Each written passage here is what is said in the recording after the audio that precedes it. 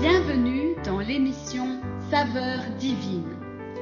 Cette bonne nouvelle du royaume sera prêchée dans le monde entier pour servir de témoignage à toutes les nations. Alors viendra la fin. Ce pain céleste vous est présenté par Immaculée Niraneza.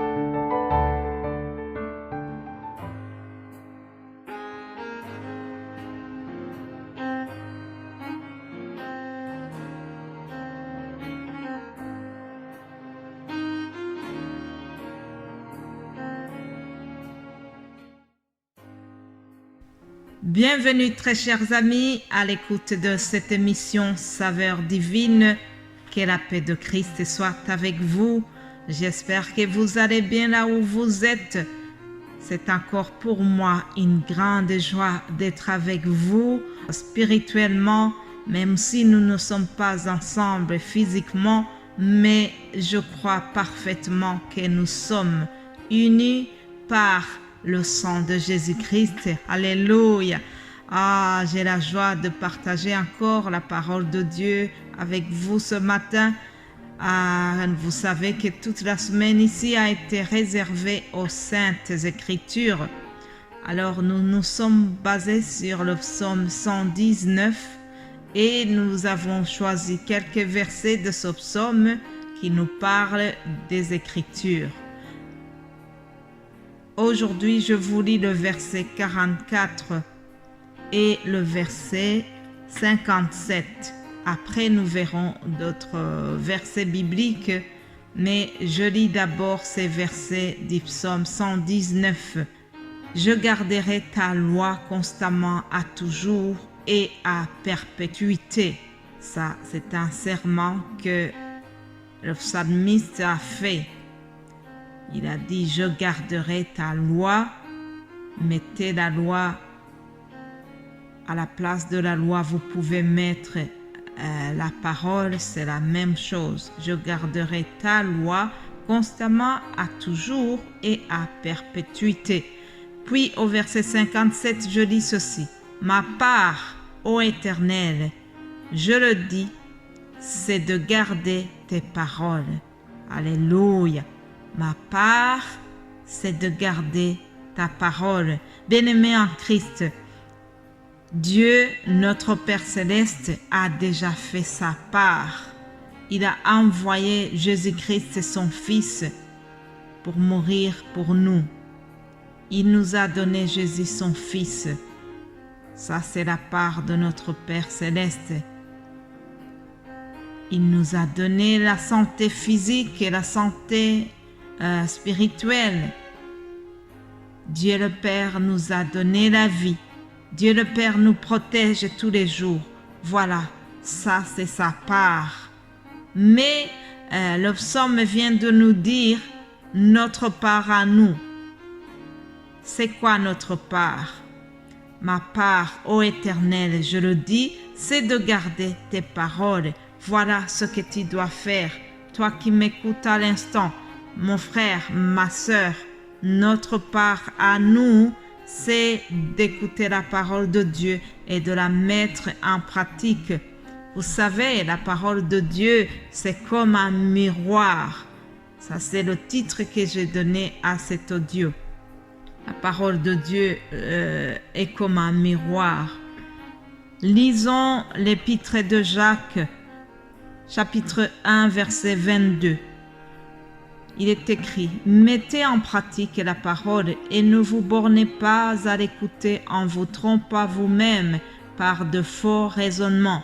Car si quelqu'un écoute la parole et ne la met pas en pratique, il est semblable à un homme qui regarde dans un miroir son visage naturel et qui, après s'être regardé, s'en va et oublie aussitôt comment il était.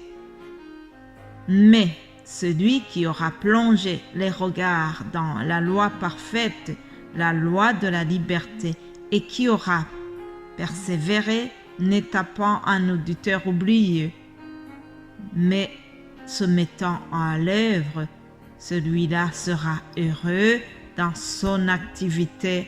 Alléluia. Je répète, celui-là sera heureux dans son activité. Voilà une promesse qui est donnée à celui ou celle qui plonge son regard dans la parole de Dieu et qui se conforme à ce que dit la parole. Bien-aimés en Christ, je voudrais vous dire que le niveau de spiritualité ou bien notre niveau de connexion à Dieu, ce niveau ne se reconnaît pas par nos connaissances bibliques ou bien par notre éloquence, mais notre niveau de connexion à Dieu se reconnaît par la mise en pratique de la parole. Alléluia, j'espère que vous avez compris ça. Donc, j'écoute, je lis la Bible, puis je le mets en pratique. La mise en pratique, c'est quelque chose de très important. La mise en pratique de la parole, ça nous permet de porter les fruits.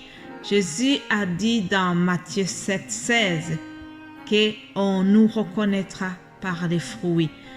En parlant des faux prophètes, il a dit que nous devions faire attention aux faux prophètes, mais pour reconnaître des vrais, on les reconnaîtra par leurs fruits. Celui qui porte les bons fruits, ça veut dire que cette personne met en pratique la parole de Dieu. Donc, l'apôtre Jacques a affirmé que nous nous trompons si nous nous contentons seulement d'écouter la parole de Dieu sans la laisser nous changer. Chers amis, le fait d'accumuler les connaissances des Saintes Écritures doit s'accompagner par un changement de caractère. Nous devons grandir spirituellement. Nous ne devons pas rester des nains spirituels. Nous devons continuellement appliquer la parole de Dieu dans notre vie. Et comme nous l'avons lu dans cet épître de Jacques, la parole de Dieu a l'effet d'un miroir. Imaginez-vous quand vous vous réveillez, vous vous regardez dans le miroir le matin et puis vous remarquez qu'il y a une trace blanche de la bave nocturne. C'est pas beau. Ce n'est pas du tout beau à voir. Alors on se dépêche pour aller se laver le visage et surtout on se dépêche aussi pour se brosser les dents, rincer la bouche pour avoir une bouche bien fraîche, n'est-ce pas? Et plus tard, on devra se laver complètement, mais en urgence, on va au moins laver le visage et bien rafraîchir la bouche, n'est-ce pas? C'est ce que je donne comme leçon à un enfant qui se lève le matin et que je vois qu'il veut se précipiter pour aller manger ses céréales avant même de se laver, avant de retirer la bave ou bien avant de bien rafraîchir sa bouche. Nous demandons aux enfants de faire le nécessaire, de se laver d'abord, n'est-ce pas? Bien-aimés en Christ, ce n'est pas seulement une leçon pour les enfants.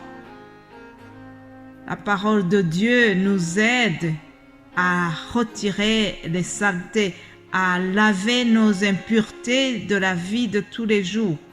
En effet, les péchés nous donnent des saletés et nous sommes invités à aller se laver continuellement dans le sang de Jésus-Christ. Alléluia! Le sang de Jésus nous lave de toute bave. Au travers la parole de Dieu, nous sommes lavés de toute iniquité. Alléluia! Alléluia! Quelqu'un a chanté « Lavé par le sang de l'agneau, je serai plus blanc que la neige. » Alléluia! Et je voudrais ajouter aussi « Lavé dans la parole de Dieu, je serai plus blanc que la neige. » Alléluia! Bien-aimés en Christ, je vous souhaite d'être lavés d'être corrigé par la parole de Dieu. Une fois que vous regardez au travers cette parole, ça vous permet de vous corriger, ça vous conseille et ça vous rend vraiment plus humble et ça vous lave, vous devenez plus blanc que la neige. Je vous souhaite vraiment d'accepter d'être lavé par la parole de Dieu. Heureux l'homme ou la femme qui trouve plaisir dans la parole de Dieu et qui la médite jour et nuit. Alléluia. Soyez heureux, chers amis. Passez une excellente journée et je vous retrouve demain pour continuer notre méditation. Vous êtes bénis au nom de Jésus-Christ. Amen.